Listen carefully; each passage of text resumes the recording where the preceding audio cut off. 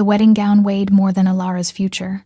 Ivory silk cascaded to the floor in waves that pooled around her feet like a burial shroud. Seed pearls dotted the bodice in patterns meant to symbolize fertility and fortune. The seamstresses had worked for 3 months to create this masterpiece. Ilara wanted to tear it from her body and set it ablaze. "Stop fidgeting." Her mother's voice was sharp as she adjusted the veil. "You should be grateful. Lord Draven could have chosen any woman in Valdoria." Grateful. The word tasted like ash. Ilara stared at her reflection in the mirror, barely recognizing the pale creature who stared back. Dark circles shadowed her gray eyes despite the powder her handmaids had applied. Her black hair had been twisted into an elaborate arrangement that pulled at her scalp. She looked like a doll. A pretty, lifeless thing to be displayed and used.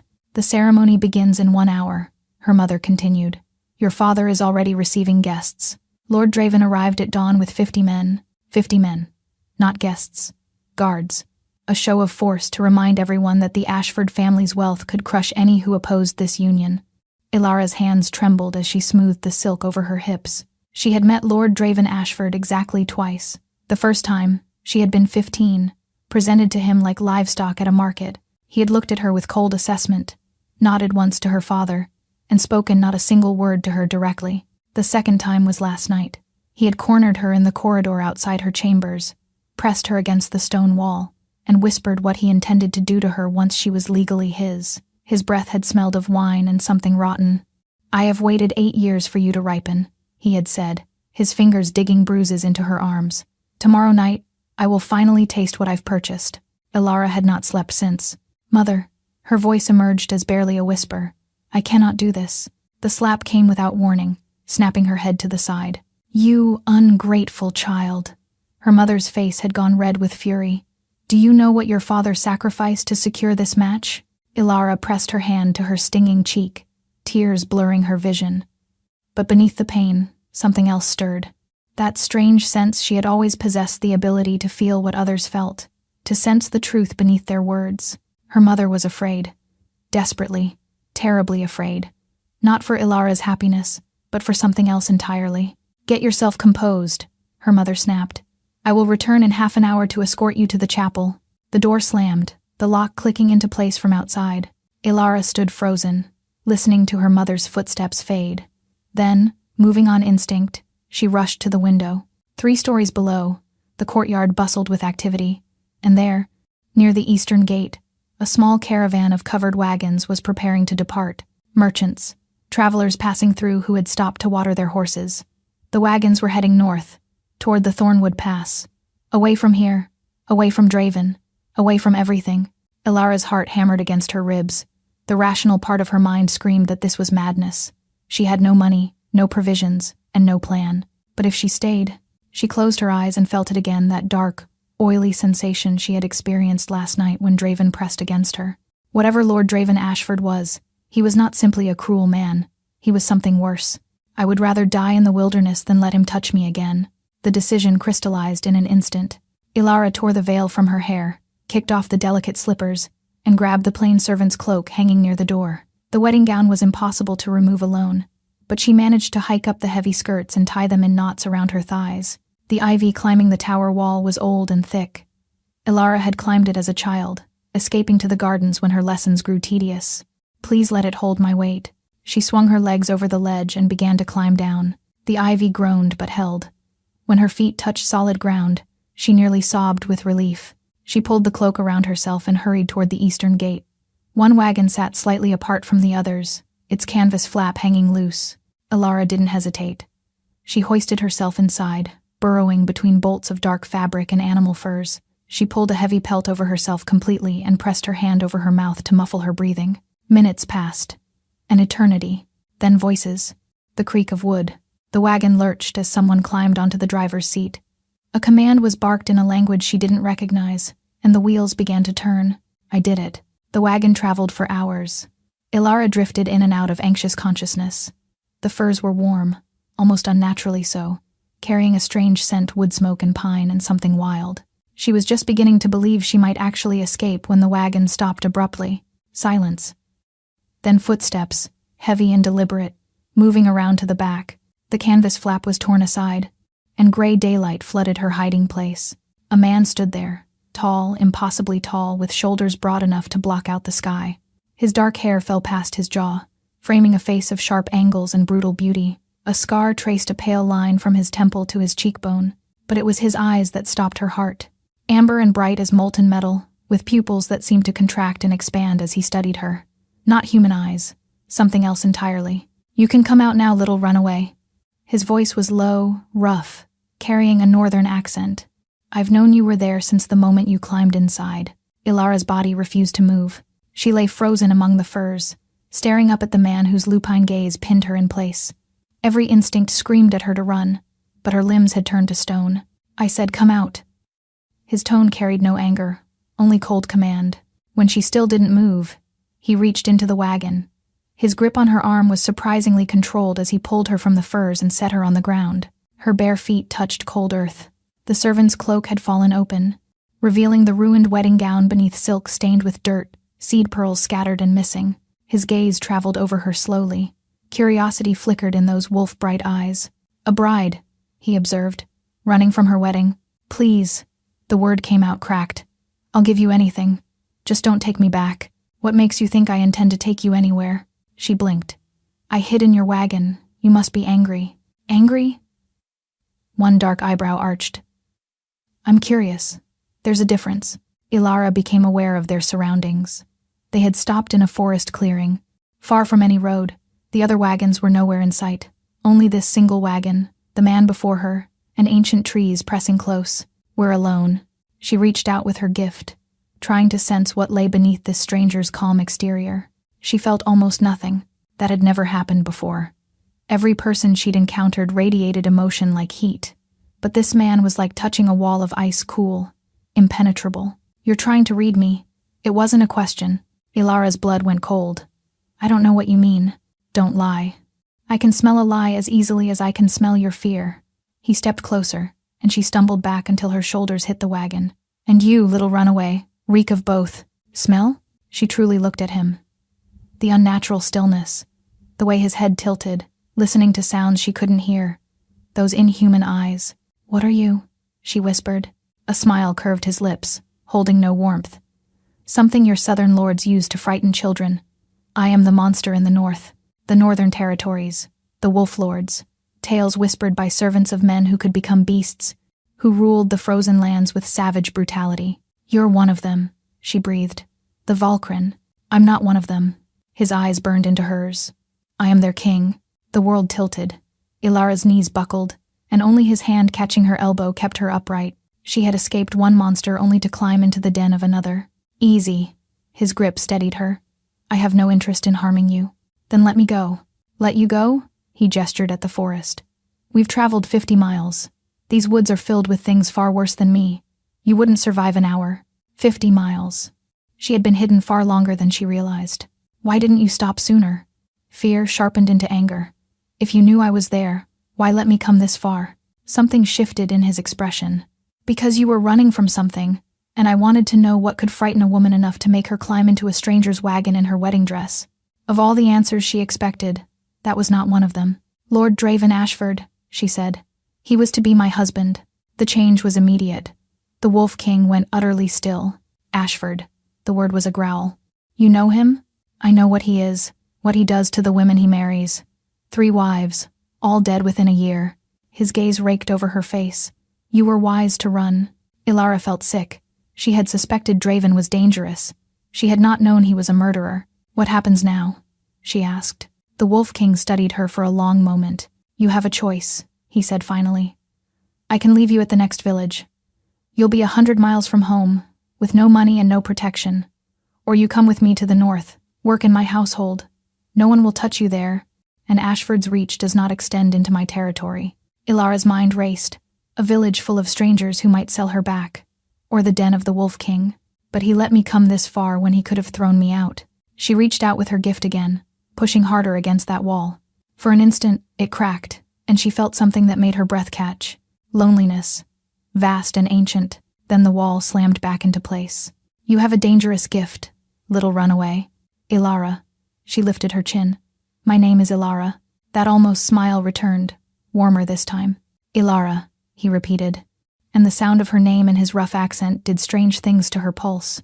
"I am Kale, and you still haven't given me your answer."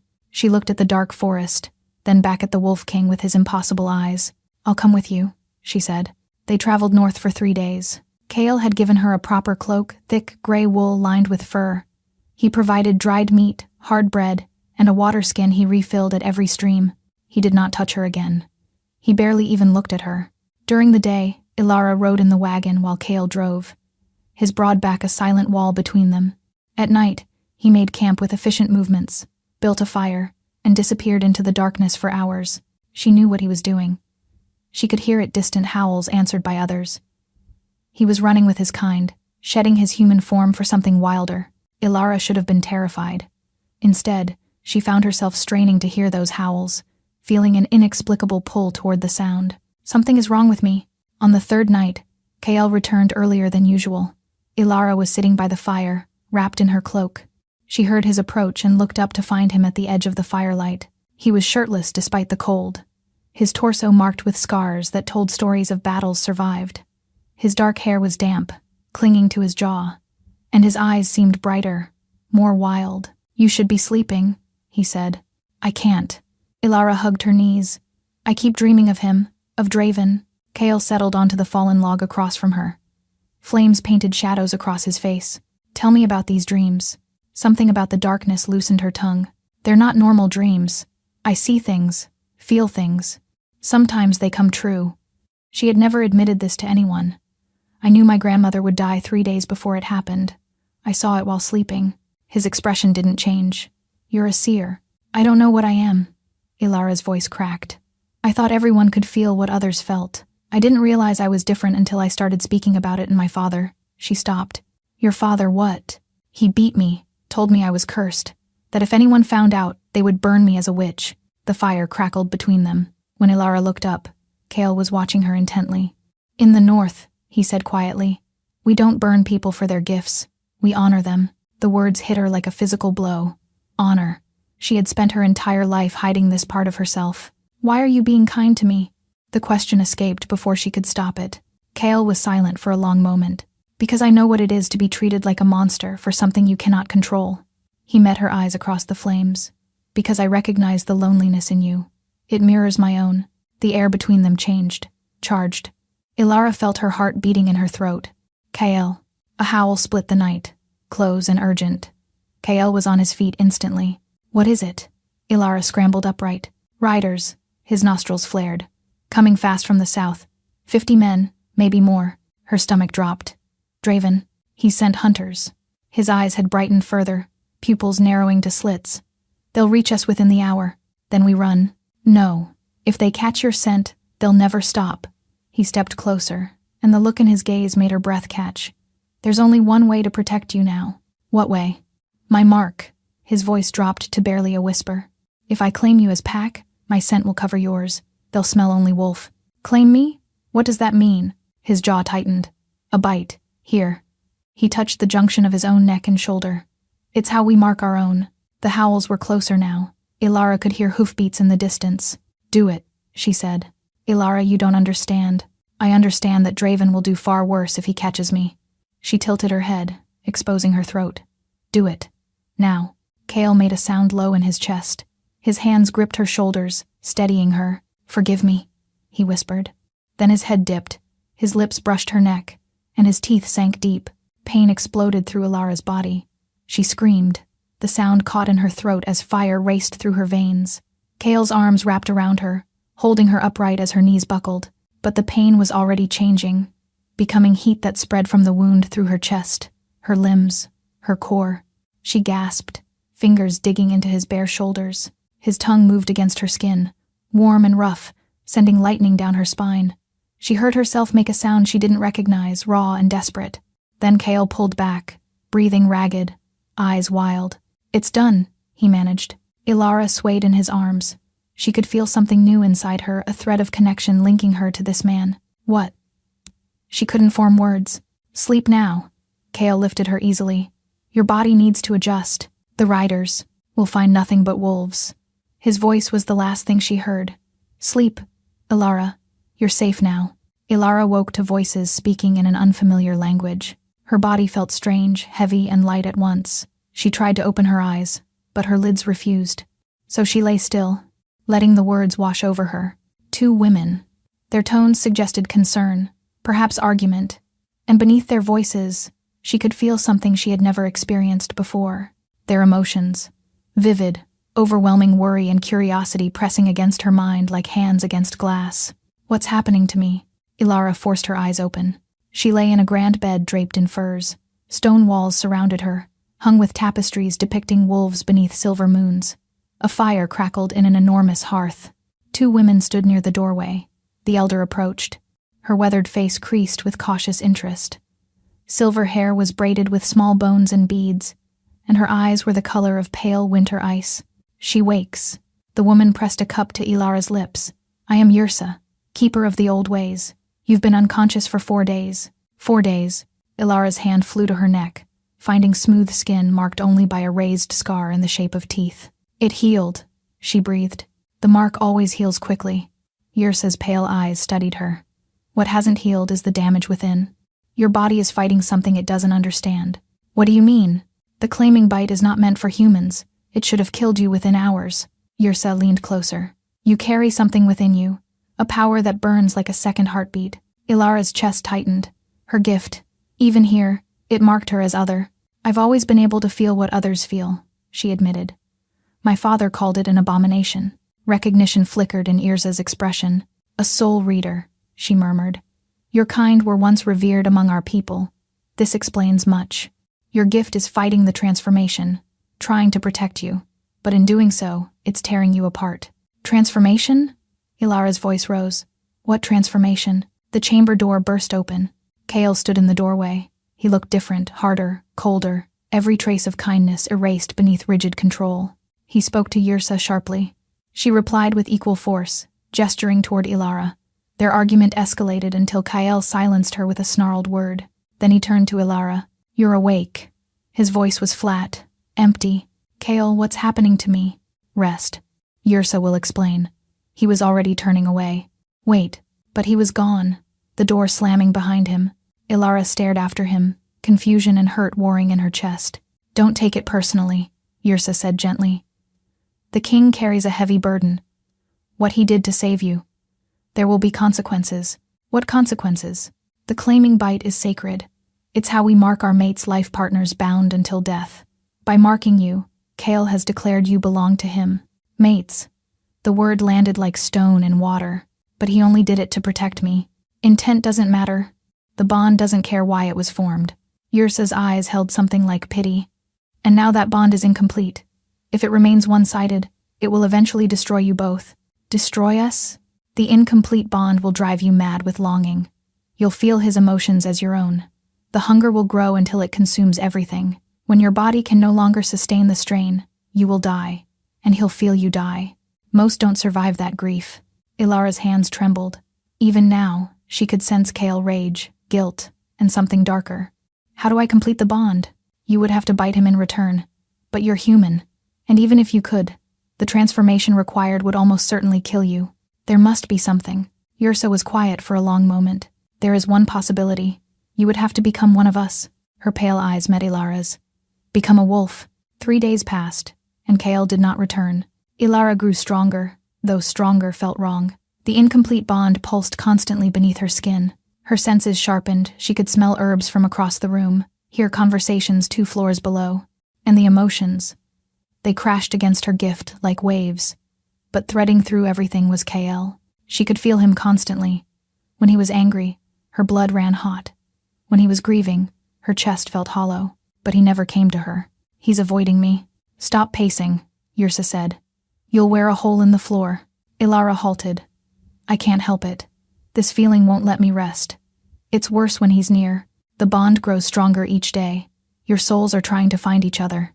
Yrsa paused. The king stays away for your protection. His wolf recognizes you as its mate. Every moment near you, it fights for control. Ilara pressed her palm against her chest. Beneath Kale's rage and guilt, there was something else. Want, hunger, need. I need to see him, she said. That would be unwise. I don't care about wise. She expected Yrsa to argue. Instead, the old woman sighed. North Tower, third staircase on the left. But be careful. The wolf is closest to the surface when emotions run high. Ilara slipped through the door. The North Tower was colder than the rest. Wind whistled through gaps in the stonework.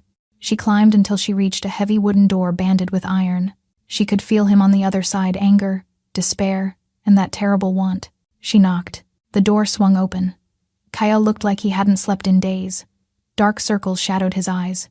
His hair was disheveled, his scarred torso bare. You shouldn't be here. His voice was strained. And yet here I am. She stepped forward. He stepped back.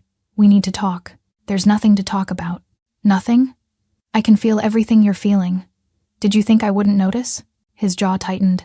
What I feel is not your concern. It became my concern when you sank your teeth into my neck. She moved closer. Yrsa told me what happens if we don't complete the bond. Fear flickered in his gaze, not of her, but for her. The transformation would kill you. I've watched 3 humans attempt it. All 3 died screaming. So instead you'll let us both go mad? Ilara followed him to the window. That's not protection. That's cowardice. He spun to face her. Wildness in his eyes. The amber had brightened to molten gold. Cowardice? I am trying to save your life. By staying away? By torturing yourself? She pressed her palm against his chest. His heart hammered beneath her hand. I didn't ask you to sacrifice your sanity for mine. If I complete the bond, you'll be tied to me forever. Bound to a life in the frozen north. Surrounded by wolves and war. I was bound to a monster before. Draven would have destroyed me piece by piece. She paused. But you looked at me and saw a person. Just me. Kael closed his eyes. She felt the war inside him, duty against desire. Ilara. Her name was a broken whisper. I'm not afraid of becoming like you. I'm afraid of losing you before I ever really had you. His control shattered. One moment they were standing apart. The next she was pressed against stone with his mouth claiming hers in a kiss that stole her breath. He kissed her like a drowning man finding air. The bond between them blazed, no longer a thread but a rope of fire. She felt his emotions crash into her. Need, reverence, love. Kael tore himself away, stumbling backward, shaking. No, not like this. Not until you understand. His haunted eyes met hers. There are things you don't know.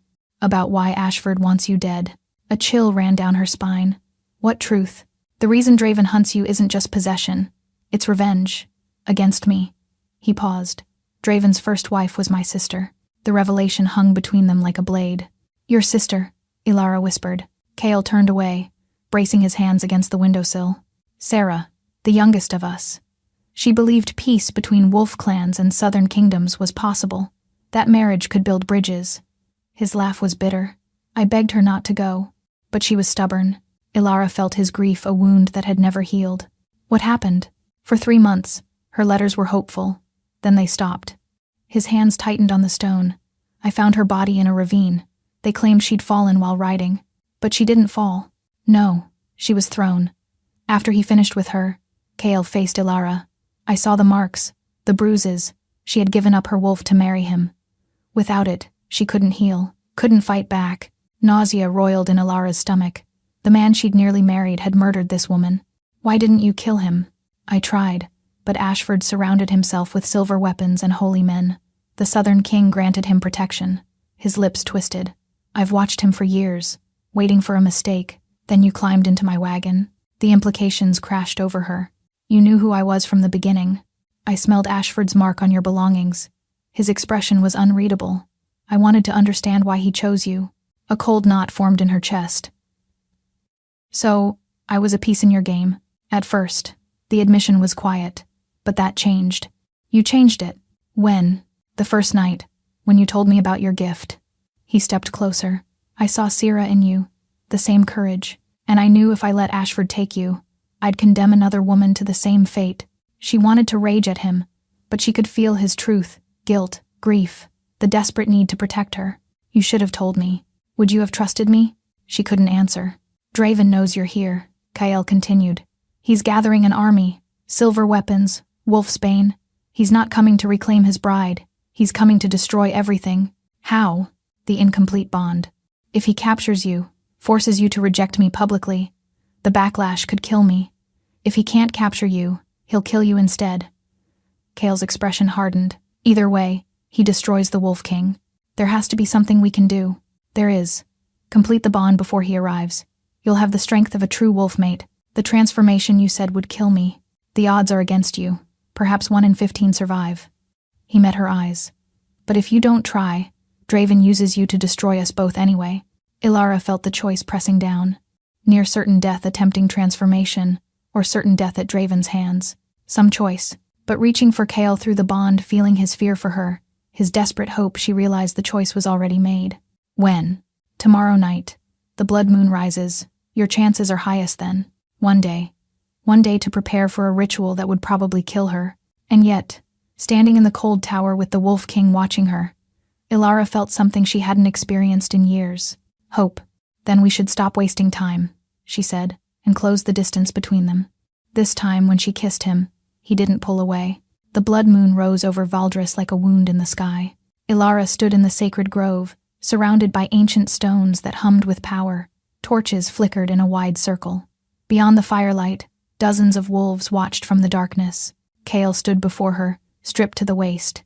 Symbols had been painted across his chest, words in the old language. You don't have to do this, he said. We can find another way. There is no other way. She touched his face. You've spent 10 years trying to destroy Draven. Let me help you finish it. If you die, then I die fighting for something I chose. Yrsa approached with a stone chalice. Drink the moon water. It will weaken the barriers between your soul and the wolf spirit. Then Kale must bite you again deeper to force the transformation. And if my body rejects it, you will die. Quickly, if we're fortunate. Ilara's hands trembled as she accepted the chalice. The liquid was impossibly cold, smelling of iron and ice, and something wild. I'm ready. She drank. The moon water burned, spreading through her chest like frozen fire. Something stirred inside her, something dormant since Kale's first bite. Kale. Now. He caught her as her knees buckled. His mouth found the scar on her throat. I'm sorry, he whispered. His teeth sank deep. The pain was beyond anything she'd experienced, like being torn in half. She screamed, the sound more howl than human. Let go, a voice whispered. Stop fighting. Let me in. The wolf spirit, pressing against barriers her gift had built. Her power flared, trying to protect her. But accepting meant surrendering everything. Is that terrible? The wolf's voice was gentle. You have spent your life hiding. Let me free you. Through the agony, she felt Kale's emotions flooding the bond. His fear, his prayers. Please let her live. Take anything. Just let her live. He loved her. Not as a weapon, not as a replacement. He loved her. Yes, she told the wolf spirit. Make me whole. She stopped fighting. Bones cracked and reformed. Muscles tore and rebuilt. Fur sprouted across flesh, no longer entirely human. The pain was immense, but beneath it, power. Ilara threw her head back and howled. When she opened her eyes, the world had changed. Colors sharper, sounds clearer. She looked down and saw silver-white fur covering 4 powerful legs. I survived. A massive black wolf stood where Kale had been. He approached slowly, nose brushing her muzzle. My heart. You're beautiful. Before she could respond, a horn blast shattered the silence. Beyond the grove, torches moved through darkness, an army approaching. Draven. Kale's voice turned to ice. He's early. Fury surged through Ilara's new wolf spirit. Then let's end this. They ran. The pack fell in behind them, a river of wolves flowing through moonlit forest. Ilara's new body covered ground that would have taken her human form hours. They reached the battlefield as Draven's army crashed against the castle walls. Chaos reigned. Silver arrows flew. Wolfsbane smoke billowed. Wolves and soldiers clashed brutally. And there, at the center, mounted on a midnight stallion, was Draven Ashford. With her wolf senses, she detected what her human self had only sensed as wrongness. Darkness clung to him like a second skin, ancient, corrupted. He's not fully human, Kale's voice cut through. He sold himself to the shadow. Draven's gaze found them. His lips curved with malice. He raised one hand, darkness gathering like smoke. There you are, my little runaway. The shadow strike came without warning, not aimed at her. It hit Kale full in the chest, sending him crashing to earth. Black tendrils wrapped around his wolf form, burrowing into flesh. Kale! She felt his agony through the bond shadow poison spreading through his veins. Fitting, Draven dismounted, walking toward Kale with leisurely confidence. The same poison that killed Sira. He drew a silver dagger. But you get to watch your mate die first. Something snapped inside Ilara. Not the bond. something older, the gift she'd hidden since childhood. It roared to life. Golden light exploded from her wolf form. Not just illumination, soul fire burning with combined strength of human gift and wolf spirit. Soul reader, Yrsa had called her. But she understood now. She could also write. Ilara reached into Draven, past shadows and corruption, down to the twisted core, and she burned it. Draven screamed. The shadows ignited, consumed by golden fire. He thrashed, clawed at himself, but there was nothing left to summon. Her light had found every shadow and turned it to ash. When the fire faded, there was nothing left but a scorch mark. Ilara collapsed, her wolf form flickering. She had given too much. Kale. She dragged herself toward him. Shadow tendrils were dissolving, but he was fading. The poison had gone too deep. She shifted back to human form, the cold air biting her bare skin, and crawled to where he lay, gray with spreading corruption. Stay with me. She pressed her hands to his chest. You don't get to die. His eyes fluttered open. Ilara, you need to complete the bond, still incomplete. She understood. Ilara leaned down, finding the junction of his neck and shoulder. Her human teeth weren't made for this, but her gift was. She let golden light flow through her mouth, her jaw, her will, and she bit down. Kale arched beneath her as soul fire flooded into him, burning away poison, rewriting corruption with light. The bond between them solidified, no longer fire but a bridge of gold. Mine, she thought fiercely. You are mine. Yours, came his response. Stronger now. Always yours. My heart, my soul, my mate. When Ilara pulled back, his eyes blazed pure gold. You saved me, he breathed. You saved me first. Around them, the battle had ended. Draven's army had scattered. The wolves of Valdris howled in victory, but Ilara had eyes only for the man beneath her. So what happens now? She asked.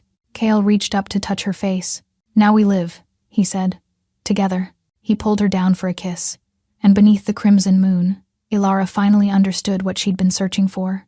Not escape, not safety, not even love. She had found where she belonged, and she was never running again. Thank you so much for listening. I hope you enjoyed the story. A big thank you to everyone who's following. Your support truly means the world to me.